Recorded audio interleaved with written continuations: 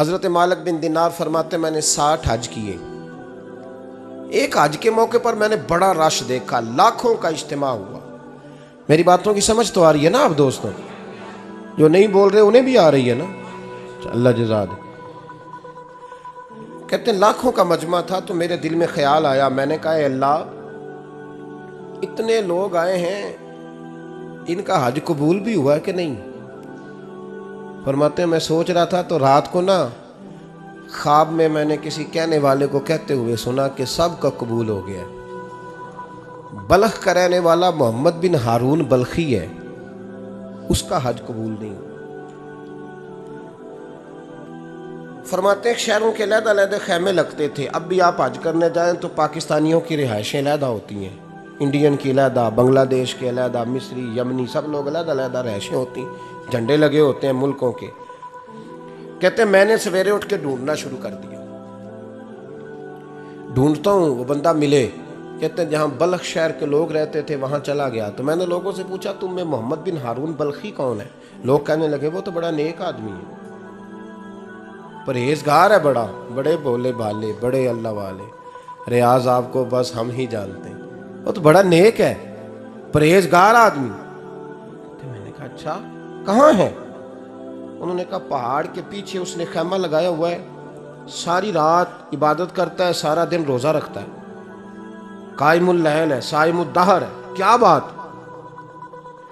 فرماتے ہیں میں ان لوگوں کی بات سن کے حیران ہو گیا کہ مجھے کیا بتایا گیا، یہ کیا کہہ رہے ہیں. فرماتے ہیں میں پہاڑ کے پیچھے گیا. حضرت مالک بن دینار علیہ رحمہ فرماتے ہیں جب میں وہاں پہنچا تو میں نے اس شخص کو مصلی پہ بیٹھے دیکھا. کثرت عبادت کے آثار اس کے وجود پر نظر آ رہے تھے. سیدھا بازو اس کا کٹا ہوا تھا.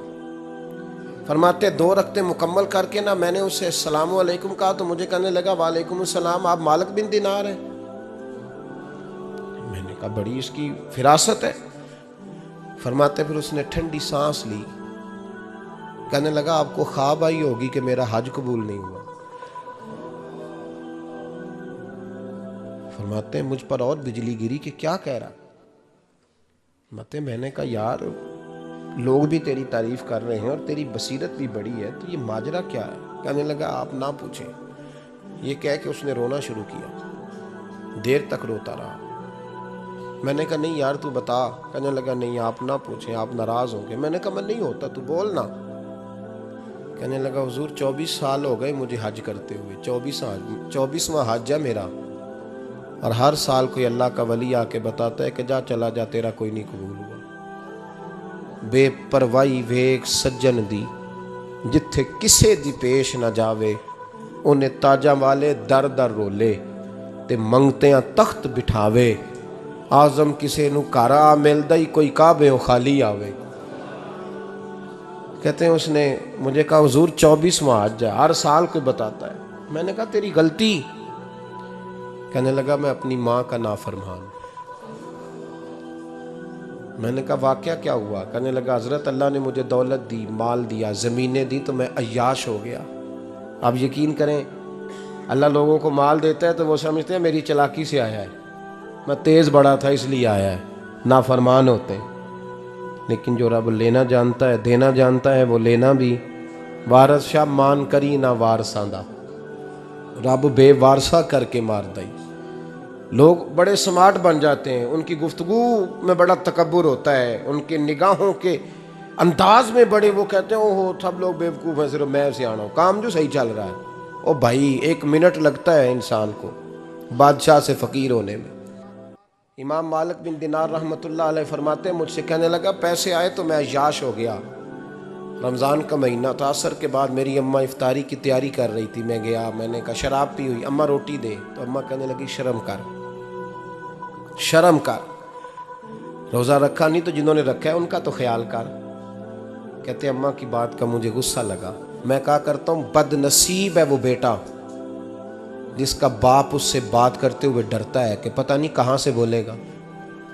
بد نصیب نہیں وہ بیٹا جس کی ماں اس سے بات کرتے ہوئے سہم جاتی ہے کہ پتہ نہیں کون سی بولی بولے گا. بد نصیب نہیں کہ ماں باپ بھی جس سے کھول کے بات نہ کر سکیں. حضرت مالک بن دینار سے کہنے لگا اماں نے جب کہا نا شرم کر تو مجھے غصہ آیا، میں نے ماں کو تھپڑ مارا. اور میری ماں جلتے ہوئے تندور میں گری. لوگوں نے مجھے پکڑ کے اندر بند کر دیا کمرے میں. ساری رات میں شور سنتا رہا پر نشے میں دھوت رہا. سویرے آنکھ کھلی تو میری بیوی بیگ باندھ رہی تھی. میں نے کہا کہاں جا رہی ہو؟ کہنے لگی جو ماں کا نہیں بنا میرا کیسے بنے گا. میں نے کہا میری اماں کا وہ تو لوگوں نے رات کو ہی دفن کر دی جنازہ پڑھ کے. تڑپ کے کہنے لگا مجھے کیوں نہیں بتایا؟ تو کہتے ہیں لوگ کہنے لگے تیری مرتی ہوئی ماں کہہ گئی تھی اسے میرا منہ نہ دیکھنے دینا. میرے جنازے کے قریب نہ آئے. حضرت مالک بن دینار فرماتے ہیں جب اس نے یہ بات سنائی تو میں نے بھی اس کے منہ پہ تھپڑ مارا. میں نے کہا تو اسی قابل ہے. کہتے ہیں وہ رونے لگا حضور دعا کرے اللہ مجھ سے راضی ہو جائے. کہنے لگا جب ماں کی انتقال کی خبر ملی تو میں نے کلاڑی لے کے وہ ہاتھ کاٹ دیا جس سے ماں کو مارا تھا. میں نے ساری جائیدادیں خیرات کر دیں. 24 سال ہو گئے. 24 سال ساری رات نماز پڑھتا ہوں, روزہ رکھتا ہوں, حج کرتا ہوں, پر ہر سال کوئی آ کے کہتا ہے جا دوڑ جا تیرا کوئی نہیں قبول ہوا. حضور دعا کرے مالک راضی ہو جائے. فرماتے میں تھپڑ مار کے آ گیا. میں نے کہا تجھ سے راضی ہو جائے اتنے ظالم سے؟ امام مالک فرماتے ہیں رات کو آ کے سویا تو مجھے خواب میں رسول پاک کا دیدار ہوا. تو نبی پاک علیہ السلام نے فرمایا مالک تو اسے مایوس کیوں کر آیا ہے؟ اللہ تو بڑا مہربان ہے.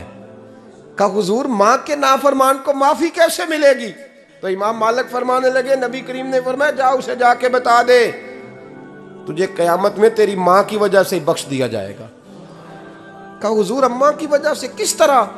تو محبوب فرمانے لگے اس کی ماں قیامت میں اس کے خلاف مقدمہ دائر کرے گی رب کریم کی عدالت میں. اے اللہ میں نے 9 ماہ پیٹ میں رکھا, درد سہ کے اسے جنا, جگر کا خون پلا کے پالا اور اسی نے مجھے قتل کیا.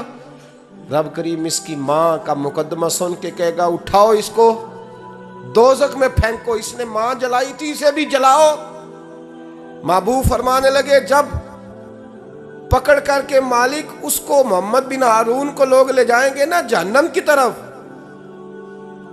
ابھی فرشتے گھسیٹیں گے ہی تو پلٹ کے پھر اماں کی طرف دیکھے گا اور دوسری دفعہ پھر گھسیٹیں گے تو پلٹ کے دیکھے گا اور تیسری دفعہ پھر پلٹ کے کہے گا اماں یہ مجھے جلانے لگے, اماں یہ جہنم میں پھینکنے لگے. میرے حبیب فرمانے لگے وہ جل کے مرنے والی ماں وہاں بھی بول پڑے گی, کہے گی یا اللہ چل میں نے معاف کیا تو بھی معاف کر دے. اے اللہ میں نے معاف کیا تو بھی معاف کر دے. اللہ تو معاف کر دے اسے, اللہ تو اس سے درگزر فرما, اسے معاف کر دے. میرے محبوب پاک علیہ السلام فرماتے ہیں رب کریم کہے گا اس نے تجھے جلایا تو کہے گی اللہ یہ تو بیٹا تھا اس نے جلا دیا, میں ماں ہوں میرے سامنے جلے تو میں کیسے برداشت کر سکتی. فرمایا اس نے جلا کے مارا تھا پر اسی ماں کی وجہ سے رب کریم اسے جنت عطا فرمائے گا.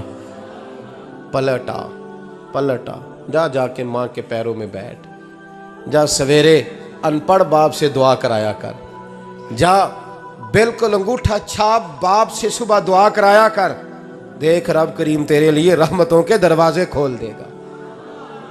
اور آخری بات یہ بھی سن لیں, ماں باپ کے انتقال کے بعد رشتے ختم نہیں ہوتے. رشتے ختم کیا دعا مانگتے ہو نماز میں ربنا اغفر لی, اس کا مطلب ہے ماں باپ تو ہیں نا وہ جو اولاد بچپن میں چلی جائے گی نا نابالغی میں چھوٹے بچے وہ قیامت میں ماں باپ کی سفارش کریں گے. ماں باپ کے انتقال کے بعد بھی اعلیٰ حضرت فاضل بریلوی نے 12 حقوق لکھے ہیں ماں باپ کے فتاوی رضویہ میں. فرمایا ان کے دوستوں سے دوستی رکھ, انہوں نے وعدے کیے تھے وہ وعدے پورے کر, اگر ان کے ذمہ قرضے ہیں تو ادا کر, اور اگر تیرے ماں باپ جو نیکیاں کرتے تھے وہ نیکیاں جاری رکھ. اور امام جلال الدین سیوطی نے شرح الصدور میں لکھا ہے زمین پہ رہ کے غلط کام نہ کرنا ورنہ فرشتے قبر میں جا کے تیرے ماں باپ کو کہیں گے تو کتنی بری اولاد پیدا کر کے آیا. اور فرمایا تو دنیا میں رہ کے اچھے کام کر, چاہے دعا مانگ چاہے نہ مانگ, فرشتے قبر میں جا کے کہیں گے کیا بات ہے تمہارے بیٹے کی, کیسا لال پیدا کیا ہے, دنیا خیر سے بھر دی ہے. اور بھائی مجھ سے کوئی بندہ پوچھے نا کہ ماں باپ کو اصالہ ثواب کا سب سے بہترین طریقہ, تو میں کہتا ہوں بیٹے نمازی ہو جاؤ. کیا کر، تاکہ ہر نماز کی آخری رکعت میں تو کہے ربنا اغفر لی. نماز اللہ کی، ذکر ماں باپ کا اللہ نے رکھ دیا ہے. ربنا اغفر لی ہر نماز کی ہر آخری رکعت میں ختم شریف پڑھا جائے گا. اور نماز کے اندر پڑھیں گے انشاءاللہ تعالی، پڑھیں گے نماز انشاءاللہ، وعدہ نہیں کرا رہا. داڑھی کس کی سنت ہے؟ نہیں، جنہ نہیں رکھی ہو بولو، جنہ رکھی ہو تو بولن ڈایا نے. کس کی سنت ہے؟ تو سرکار کے غلاموں نے رکھنی ہے، کسی اور نے رکھنی ہے؟ غلام کہتے ہیں ابھی ہم نیک ہی نہیں، نیک ہوں گے تو رکھیں گے. وہ خدا کے بندو، نیک تو ساری زندگی بندہ نہیں ہوتا. کبھی کسی نے دعویٰ کیا ہے ولی غوث کتب نے کہ اب میں بالکل گناہ نہیں کرتا، میں پاک صاف ہو گیا ہوں؟ کیا ہے کبھی؟ یہ شیطان کا وسوسہ ہے. داڑھی حضور کی سنت ہے. اور رکھو تو نبی پاک کی مرضی کے رکھو، پوری مٹھی رکھو، اپنی مرضی کی نہ رکھو. جتنی مجھے اچھی لگتی ہے اتنی میں نے رکھ لی. ایک مٹھی داڑھی رکھیں. ساری دنیا کی ٹرینیں گزرتی ہیں تو گزر جائیں، نماز کا وقت نہیں گزرنا چاہیے. بس ختم ہو گئی بات. دنیا تو چند روز ہے. او پئیاں دس دیاں قبراں جنہاں تے پھول پئے، ادھروں کوئی نہیں جی آمدہ تے ادھروں لکھاں گئے. نماز سب سے پہلے، اس لیے کہ رب رسول کے بغیر ہمارا گزارا ہی نہیں. نماز، قرآن پاک اور درود و سلام، یہ قضا ہونا ہی نہیں چاہیے، جو مرضی ہو جائے. اور ساتھ ساتھ سنت اور شریعت کا لحاظ کرنا سیکھیں. اور میری اپیل یہ ہے، ہر عمارت پہ غلاف نہیں چڑھتا، صرف خانہ کعبہ پہ چڑھتا ہے. ہر کتاب کا غلاف نہیں ہوتا، صرف قرآن پاک کا ہوتا ہے. ہر بی بی کا پردہ نہیں ہوتا، صرف مسلمان عورت کا ہوتا ہے. جو چیزیں پردوں میں ہوتی ہیں نا وہ مقدس ہوتی ہیں. اور بھائی ٹافی سے بھی ریپر اتار دو تو مکھیاں بیٹھنے لگتی ہیں. تو جو بی بی پہ پردہ ہوگی اس پہ بری نظریں نہیں جمیں گی. ڈیوٹی ہے آپ کی، بیٹیوں کو پردہ کرائیں، بہنوں کو پردہ کرائیں، ماؤں کو گزارش کریں. پردہ حسن ہے مسلمان کا. جس گھر میں پردہ رہتا ہے اس گھر میں اللہ کے فرشتے رحمت نازل فرماتے ہیں. یہ کوئی فیشن، کوئی طریقہ، کوئی مطلب ہی نہیں ان چیزوں کا. با پردہ کریں اپنے گھروں کو. دعا کرتا ہوں اللہ تبارک و تعالی میری اس حاضری کو قبول فرمائے. اللہ آپ سب کا آنا قبول فرمائے. اور جو کچھ میں نے کہا اللہ تبارک و تعالی ہمارے دلوں میں، ہماری روحوں میں اس جذبے کو جاگزی فرمائے. آخر دعوانا اللہ.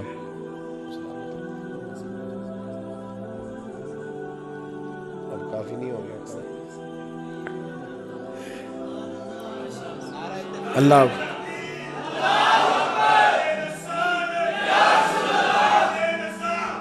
انشاءاللہ جاری رہے گا. لبیک یا رسول اللہ. بارک اللہ تعالی. سنیں جی، ایک بات کرنے کو سامنے کہا ہے، میں کر دیتا ہوں. میں تقریر بھی اتنی کرتا ہوں 35-40 منٹ کی، یہاں تو کچھ زیادہ ہو گئی ہے میرا خیال ہے. تھوڑی بات کرنے کی کوشش کیا کرتا ہوں.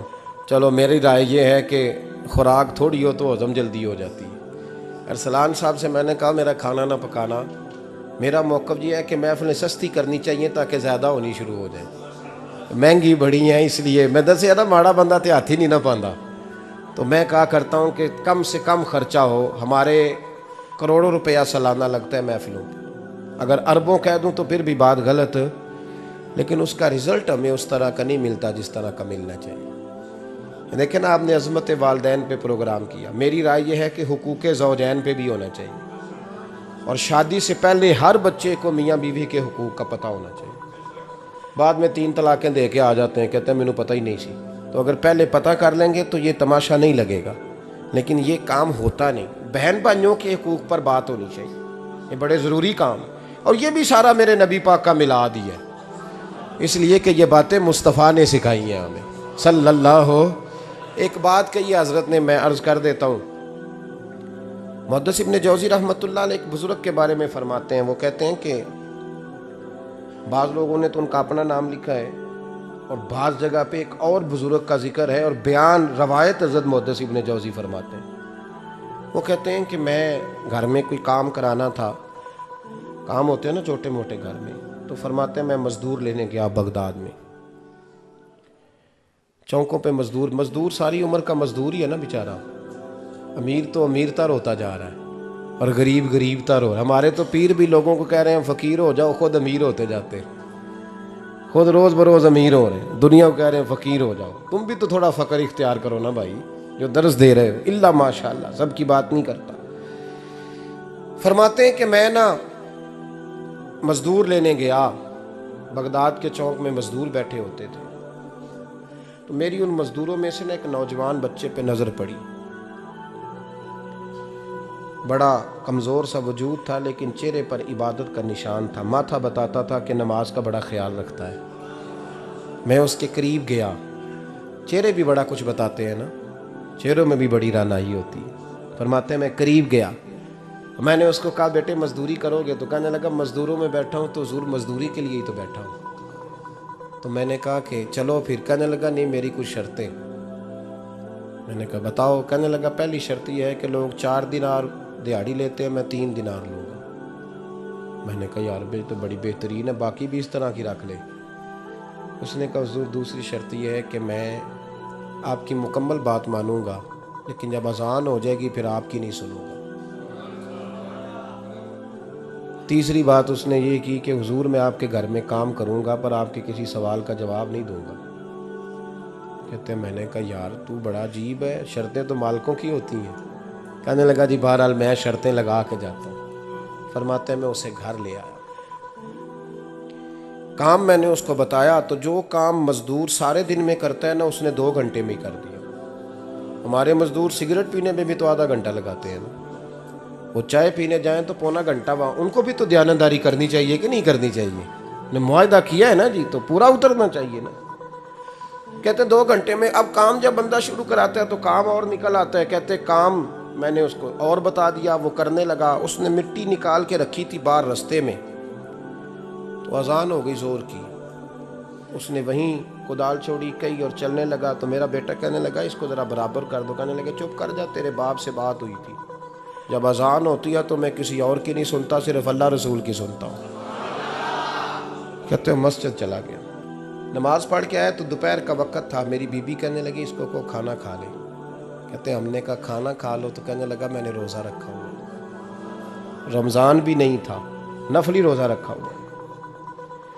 فرماتے ہیں شام ہوئی، میں نے 3 دینار دیے. تو میں نے کہا تیرا نام کیا ہے؟ کہنے لگا میں نے آپ سے کہا تھا میں کسی سوال کا جواب نہیں دوں گا.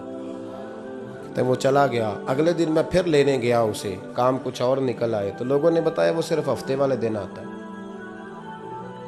میں نے کہا کیوں؟ کہنے لگے جی وہ کہتا ہے میرا ہفتے کا خرچہ 3 دینار ہے، جب 3 دینار کما لیتا ہوں تو باقی سارا ٹائم اللہ رسول کی ذکر میں گزار دیا کرتا ہوں. فرماتے ہیں جی اگلے ہفتے میں پھر لینے گیا. میں نے پورا ہفتہ انتظار کیا کہ کام اسی سے کرانا ہے. میں جب گیا تو میں نے کہا چلو. کہنے لگا میری شرطیں یاد ہیں نا؟ اور میں نے کہا یاد ہے بھائی ساتھ چل. فرماتے ہیں کام کرایا. 2-3 ہفتے وہ آتا رہا. ایک ہفتے میں گیا تو لوگوں نے کہا حضور آج نہیں آیا. کیوں؟ کہنے لگے بیمار ہو گئے. کہاں گھر ہے؟ کہنے لگے بغداد کے قبرستان کے پیچھے جو کچی آبادی ہے اس میں رہتا ہے. فرماتے میں گیا، دروازے پہ دستک دی تو کہنے لگا حضور آپ ہیں؟ دروازہ کھلا ہے آ جائیے. فرماتے ہیں میں اندر گیا تو میں نے کہا تمہیں کیسے پتہ چلا میں آیا ہوں؟ کہنے لگا حضور اللہ والے ہو آپ نہیں آنا تھا، ورنہ امیر تو غریبوں کا پتہ لینے کوئی نہیں آتے. کہتے ہیں میں قریب گیا تو کہنے لگا میں آپ کا انتظار کر رہا تھا، تیز بخار ہے تپ رہا. جیب سے کچھ پیسے نکالے. کہنے لگا یہ پیسے رکھ لیں. ایک انگوٹھی نکالی. کہنے لگا حضور آج رات کو میرا انتقال ہو جائے گا، ان پیسوں کا کفن خرید کے صبح جنازہ پڑھ کے مجھے دفن کر دینا، اور جب دفن کرو تو یہ انگوٹھی لے کے عصر کے بعد ہارون رشید کے پاس جانا. آپ اسے کہنا میں نے ملنا ہے پر وہ آپ کو ٹائم نہیں دے گا. آپ اس کو آواز دیجیے گا کہ تیری ایک امانت ہے میرے پاس. پھر وہ آپ سے ملے گا تو انگوٹھی دے دیں، پھر آپ میری طرف سے فارغ ہیں. حضرت فرمانے لگے تیرا نام؟ اور کہنے لگا حضور وقت تھوڑا ہے، آج رات میں نے جانا ہے، بڑی لمبی معافی مانگنی ہے رب کریم سے، اگر مناسب سمجھے تو مجھے اپنے رب سے تنہائی کرنے دے. فرماتے ہیں میں آ گیا اور اس کی باتوں نے مجھے ساری رات سونے نہیں دیا. فرماتے ہیں صبح بڑی مشکل سے سورج نکلا، میں گیا دروازے پہ ہاتھ رکھا تو دروازہ کھلا ہوا تھا، اندر داخل ہوا تو خوشبوئیں میرا استقبال کر رہی تھی، جب چہرے سے کپڑا ہٹایا تو اس کا تو انتقال ہو چکا، ایسے ہے جیسے کسی کا دیدار کر کے سویا۔ کہتے میں تو 2 آدمی لے گیا تھا جنازے پہ، پر پتہ نہیں دنیا کدھر کدھر سے آئی، کہاں سے اکھاں جدوں میٹیاں زمانہ مینوں روے گا، اپنا تے اپنا بیگانہ مینوں روے گا، اپنا تے اپنا۔ اور میاں صاحب نے کہا تھا بعد مرن دے مکھڑا میرا ہو جاوے جے تازہ، پھر سمجھ لینا محبوب میرے نے آن پڑیا جنازہ۔ اور کسی اردو کے شاعر نے کہا تھا میرے مرنے پہ ہر سو شور مچ جائے گا دیکھو گے، میرے مرنے پہ ہر سو شور مچ جائے گا دیکھو گے، کہنے الوداع سرکار خود تشریف لائیں گے۔ فرماتے ہیں میں تو 2 بندے لے گیا تھا پر پتہ نہیں مخلوق کہاں سے آئی، جنازہ پڑا، دفن کیا۔ ہارون رشید کے پاس میں عصر کے بعد گیا، میں نے بلانا چاہا پر بادشاہ تھا، میری طرف دیکھا ہی نہیں۔ میں نے اس کو کہا تیری ایک امانت میرے پاس ہے۔ فرماتے ہیں وہ مجھے کونے پہ لے گیا، کیا بات ہے، کمرے میں بلایا، میں نے انگوٹھی دی۔ ہارون رشید تو چیخے مارنے لگا، کہنے لگا انگوٹھی والا کہاں ہے؟ میں نے کہا وہ تو انتقال کر گیا۔ کہنے لگا مجھے قبر پہ لے چل۔ کہتے میں قبر پہ لایا تو وہ لیٹ گیا، تڑپ کے رونے لگا۔ میں نے کہا میرا کلیجہ پھٹ جائے گا، نہ اس نے کچھ بتایا نہ تو نے بتایا، یہ کون تھا؟ تو ہارون رشید کہنے لگا یہ میرا بیٹا تھا۔ میں نے کہا تیرا بیٹا اور مزدور؟ کہنے لگا حضور یہ حضرت داؤد تائی کے پاس بیٹھا کرتا تھا، ان کا مرید تھا، مجھے روز کہتا تھا ابا تو نے بڑی دنیا کٹھی کر لی ہے، مرتے وقت تجھ سے ٹانگیں سمیٹی نہیں جائیں گی، اتنا حساب نہیں تو دے سکے گا۔ میں اس کو سمجھا دیتا، اس کی اماں سمجھا دیتی، یہ روز ہمیں کہتا چھوڑ دو آ جاؤ اللہ رسول کی بارگاہ میں جھک جائیں، ہم سمجھ۔ ایک دن یہ چلا گیا، کہنے لگا پھر تمہارا رستہ اور ہے اور میرا رستہ اور ہے۔ یہ سونے کی انگوٹھی غلطی سے اس کے پاس رہ گئی، غلطی سے ہیرے کی انگوٹھی چلی گئی۔ کہنے لگا دیکھو میرے بیٹے نے آج وہ بھی واپس کر دی ہے۔ پھر تڑپ کے کہنے لگا ہارون رشید تھا تو یہ میرا بیٹا پر میرا مرشد نکلا، میرا پیر نکلا۔ بھائی زندگی تو بڑی تھوڑی ہے نا۔ باوا صاحب نے کہا تھا اٹھ فریدہ ستیا، اور داڑھی آ گیا پور، اگا نیڑے آ گئی، پچھا رہ گیا دور۔ اٹھ فریدہ ستیا خلقت ویکھن جا، متے کوئی مل جائی بخشیا تے تم ہی بخشیا جا۔ اٹھ فریدہ ستیا جھاڑو دے مسیت، تو ستے رب جاگدا تیری ڈاڈے نال پریت۔ میرا رب ہمیں بھی اپنی بارگاہ میں قبول فرمائے۔ آخر دعوانا ان الحمدللہ۔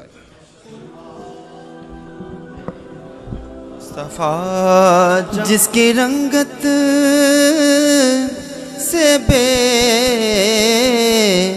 رنگ گئے،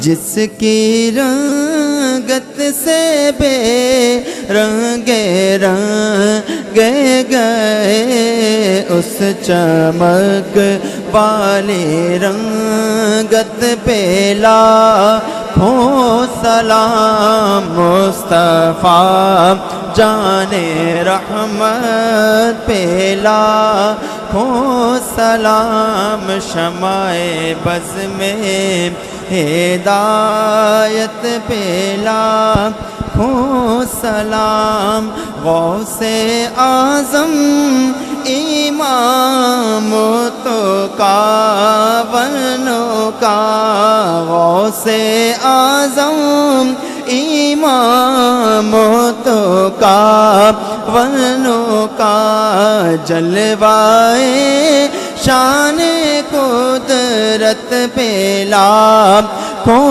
سلام، جن کا منبر بنی گردن اولیاء، جن کا منبر بنی گردن اولیاء، اس قدم کی قرار قیامت پہ لاکھوں سلام مصطفیٰ جان رحمت پہ لاکھوں سلام شمع بز میں ہدایت پہ لاکھ کاش محشر میں جب ان کی آمد ہو اور بھیجے سب ان کی شوکت پہ لاکھوں سلام مصطفیٰ جان رحمت پہ لاکھوں سلام السلام خدا کے لاڈلے اور پیارے رسول اور یہ سلام آج زانا او قبول. ایک دفعہ سورہ فاتحہ، 3 دفعہ سورہ اخلاص، اول آخر درود پاک پڑھے. اللہم صلی علی محمد الحمدللہ.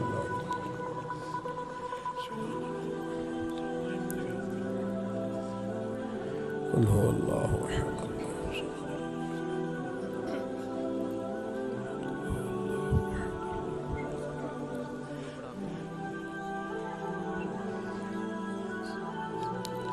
اللہم صلی علی سیدنا و مولانا محمد معدن الجود والکرم وآلہ وبارک وسلم.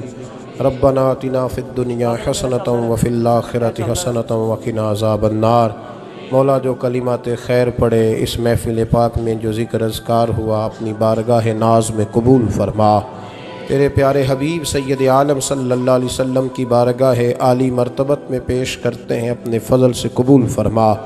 حضور علیہ السلام کے والدین طیبین، آپ کے آبا و اجداد، تمام انبیاء کرام، تمام صحابہ، تمام اہل بیت، تابعین، تبع تابعین، علماء، محدثین، مفسرین، ائمہ مجتہدین، سلاسل طریقت کے بزرگان دین.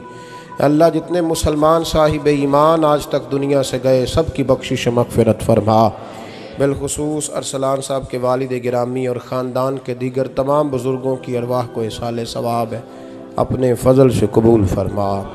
اللہ قبروں کو روشن فرما، ان کی آخرت کی منزلیں آسان فرما. نبی پاک علیہ السلام کی شفاعت کبریٰ انہیں نصیب فرما.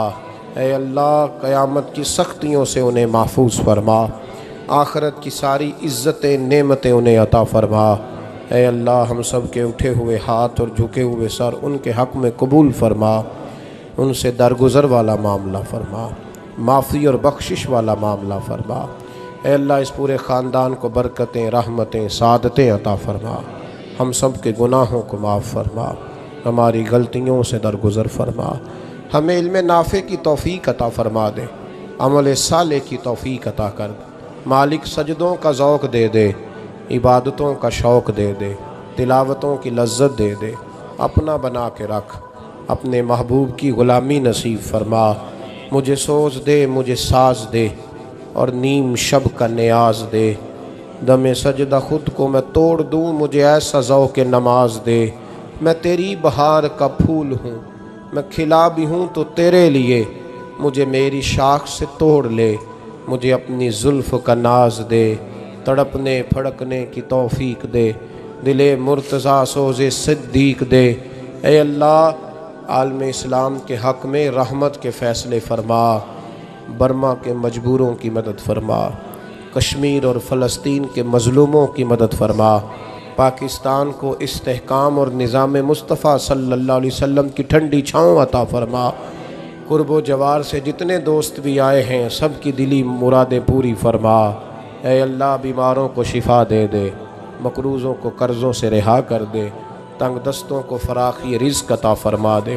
رب اغفر وارحم وانت خیر الراحمین.